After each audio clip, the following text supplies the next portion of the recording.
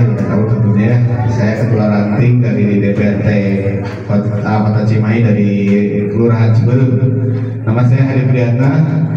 Tentunya saya berterima kasih kepada seluruh warga masyarakat, baik bapak atau ibu-ibu yang telah hadir di acara ini, acara Sosperda, sosialisasi peraturan daerah tentang bantuan hukum bagi masyarakat miskin yang dipimpin nanti oleh Bapak Sugianto Nangolah SHMM.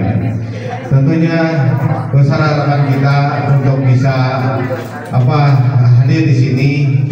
Dengan adanya acara Sosperda ini kita bisa lebih luas bahwasanya banyak peraturan-peraturan daerah yang ada di tingkat provinsi khususnya ada pembenahan, ada perubahan dengan tentunya gubernur yang baru itu dulu KDM Kang Deddy Mulyadi dengan beberapa peraturan baru tentang peraturan daerah khususnya di Provinsi Jawa Barat. Maka kepada seluruh warga masyarakat agar bisa dengan seksama memperhatikan dan tentang materi ini, kalau mau ada bahasa mau bertanya sejalan. Kalau misalkan mau pertanyakanlah tentang apa sih tentang bantuan yang untuk masyarakat. Tentunya dari aspek hukumnya bagi masyarakat di sini kita jangan dikatakan rakyat yang miskin mungkinnya, tapi tentunya kita dimiskinkan diri gitu ya. Maka tanyakanlah untuk seluruh materi yang telah disampaikan untuk di sini. Dan saya secara pribadi Ketua DPRT Ciberem mengucapkan terima kasih kepada Bapak Haji Sugianto telah bisa menyempatkan hadir dan menentukan titik di sini di RW 18 Kelurahan Ciberem khususnya. Dengan demikian saya ucapkan terakhir, Assalamualaikum warahmatullahi wabarakatuh. Waalaikumsalam. Beri tepuk tangan yang meriah buat Bapak Andi. Baik, untuk agenda.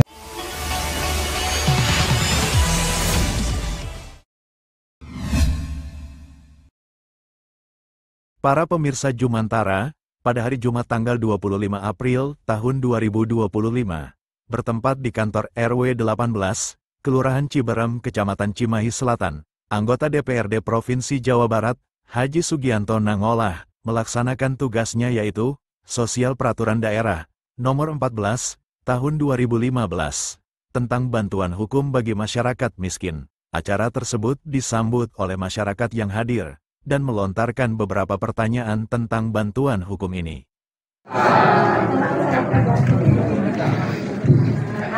Terima kasih, ini pertanyaannya bagus ya. Tadi yang pertama menanyakan ya kan, Ibu tadi kaitan dengan ya kan, apa tadi boleh? Persyaratannya aja kan? Persyaratannya apa saja sih kita bisa untuk minta bantuan hukum? Tadi kan dikatakan Ibu miskin, artinya nanti ada surat keterangan dari RT RW menyatakan Ibu miskin. Yang kedua, identitas KTP harus jelas, harus ada. Itu syarat-syaratnya. Nanti Ibu datangnya kemana? Ke kantor lembaga hukum Gubernur Jawa Barat. Di situ itu ada yang namanya bantuan hukum. Ibu tinggal lapor saja. Lapor, nanti mereka akan menindaklanjuti. Apa ada timnya, nanti di bawah ada penjelasannya. Ada penjelasan. Nah tadi pertanyaan Ibu tadi kaitan dengan sengketa tanah yang ada di Garut, ya bisa seperti itu. Iya bisa, itu perdata namanya. Bisa. Kalau urusan tanah, urusan apa itu urusan perdata, bisa langsung ditangani nanti. Jadi bisa. Jadi itu ada urusan yang di luar negeri juga bisa dibantu. Yang penting siapa? Yang penting warga Jawa Barat yang punya KTP Jawa Barat. Intinya itu, kalau sengketanya mau di mana aja. Ya. Jadi Ibu bersengketa di Jakarta, boleh. Kenapa? Karena Ibu sebagai warga Jawa Barat dilindungi oleh pemerintah Provinsi Jawa Barat. Itu ya. Supaya paham. Jangan sampai nanti baru enggak. Jadi Ibu boleh ya. Coba dilihat tadi dari sisi cara. Di dalam Undang-Undang Nomor 8 Tahun 1981 tentang Hukum Acara Pidana, ditegaskan asas bantuan hukum bahwa setiap orang yang tersangkut perkara wajib diberi kesempatan memperoleh bantuan hukum yang semata-mata diberikan untuk melaksanakan kepentingan pembelaan atas dirinya. Asas bantuan hukum tersebut merupakan asas memiliki fungsi untuk memberikan perlindungan kepada kemanusiaan secara seutuhnya, baik secara moral maupun material, yang dalam hal ini sering diistilahkan sebagai martabat atau apa yang disebut dengan hak-hak asasi manusia.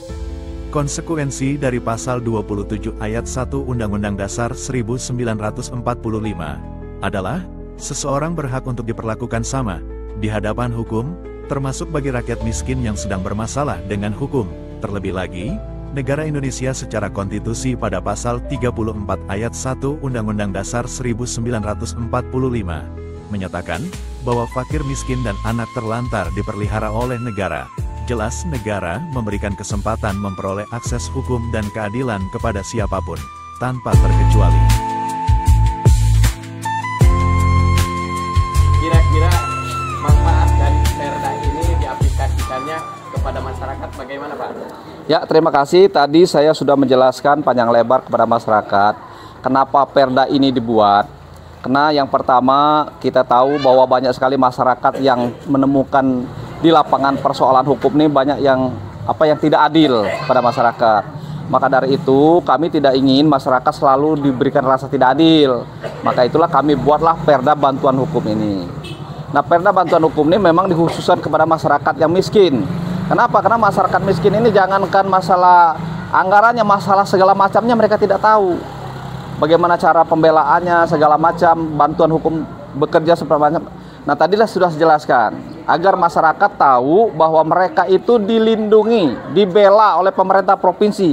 Kaitan mereka terkait dengan persoalan hukum, apakah persoalan hukum perdata, persoalan hukum pidana, itu semua persoalan hukum tata negara, mereka dilindungi oleh pemerintah provinsi. Kenapa? Karena ada Perda tadi, Perda nomor 14 tahun 2015 tadi yang kami jelaskan tadi. Mudah-mudahan dengan adanya Perda bantuan hukum ini, nanti masyarakat miskin khususnya ini tidak akan lagi kesulitan untuk mendapatkan bantuan hukum dari pemerintah. Gitu. Mungkin secara teknisnya, Pak, seperti apa masyarakat andai kata memerlukan bantuan hukum dengan kondisi seperti yang dipaparkan tadi, yaitu sebagai warga miskin, Pak? Tadi sudah saya jelaskan bahwa ada persyaratan-persyaratan yang perlu dilengkapi. Silakan mengajukan permohonan bantuan hukum kepada pemerintah provinsi. Nanti pemerintah provinsi akan menindaklanjutin. Nah, masalah biaya, anggaran, proses apapun yang dibutuhkan dalam proses hukum itu atau ditanggung oleh negara, ditanggung oleh APBD. Semua tadi sudah saya jelaskan bahwa biayanya itu semuanya ditanggung gratis oleh APBD. Jadi kalau ada masyarakat yang ingin mendapatkan bantuan hukum, pertama mereka harus melaporkan. Yang kedua, mereka harus melengkapi persyaratannya. Persalahan perkara apa yang dihadapi, ya kan? Udah itu dengan siapa dia berperkara. Nah, itu harus ada kronologis yang persyaratan yang dilengkapi agar apa? Agar nanti pengacara yang ditugaskan oleh negara untuk membela masyarakat itu nanti bisa menyelesaikan permasalahan itu. Gitu.